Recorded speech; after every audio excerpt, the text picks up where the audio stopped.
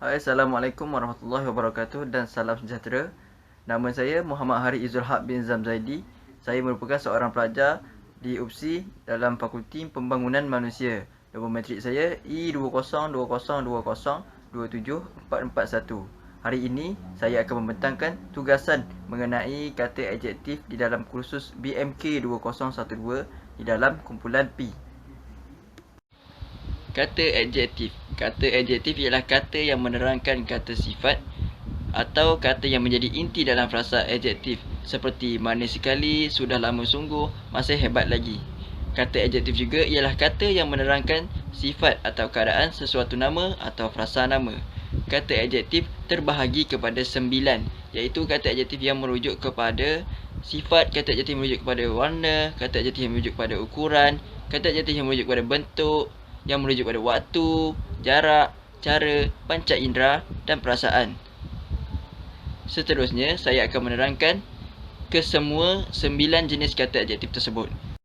Kata adjektif yang pertama ialah kata adjektif yang merujuk kepada sifat, iaitu yang menerangkan sifat atau keadaan sesuatu atau seseorang. Contohnya, baik, berani, lemah, bijak, kukuh, cantik dan kemas. Contoh ayat berdasarkan kata adjektif sifat ialah baju itu cantik. Cantik itu merupakan kata adjektif sifat kerana ia menerangkan kepada sifat baju yang cantik. Kemudian, kata adjektif yang kedua ialah kata adjektif yang merujuk kepada warna. Contohnya, merah, jingga, ungu, putih dan hitam. Contoh ayat berdasarkan kata adjektif warna ialah gadis itu bertudung merah.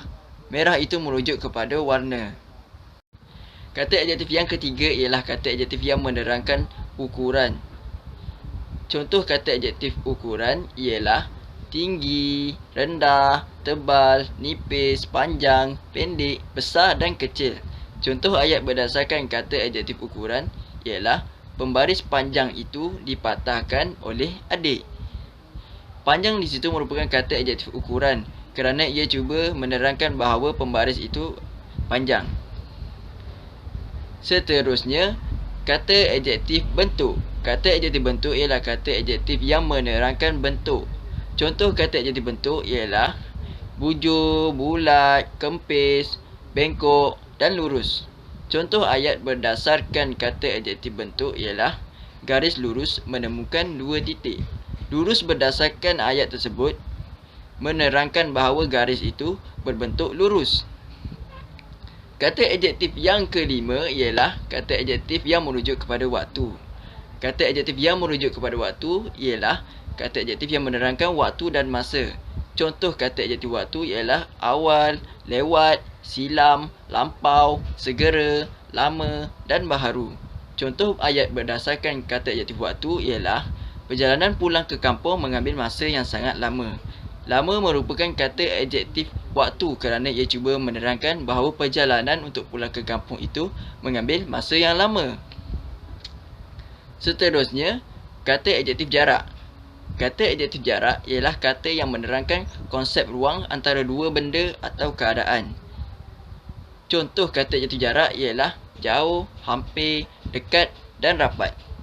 Contoh ayat berdasarkan kata adjektif jarak ialah sekolahnya terletak jauh dari rumahnya.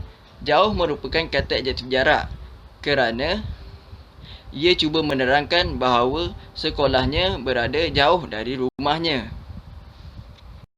Seterusnya kita beralih kepada kata adjektif yang ketujuh, iaitu kata adjektif yang merujuk kepada cara. Kata adjektif yang merujuk kepada cara menerangkan keadaan atau kelakuan. Contoh kata adjektif cara ialah laju, cepat, pantas, deras dan ligat. Contoh ayat berdasarkan kata adjektif cara ialah air sungai itu mengalir deras. Deras di dalam ayat tersebut merupakan kata adjektif cara kerana ia cuba menerangkan cara air sungai itu mengalir. Seterusnya, kata adjektif yang ke-8 ialah kata adjektif panca indera. Kata adjektif panca indera ialah kata adjektif yang menerangkan konsep rasa, dengar, pandang, bau dan sentuh. Contoh kata adjektif panca indera ialah manis, kelat, kacak, comel, merdu, harum, kesat dan licin. Contoh ayat berdasarkan kata adjektif panca indera ialah wajah manis gadis itu sungguh menawan hati.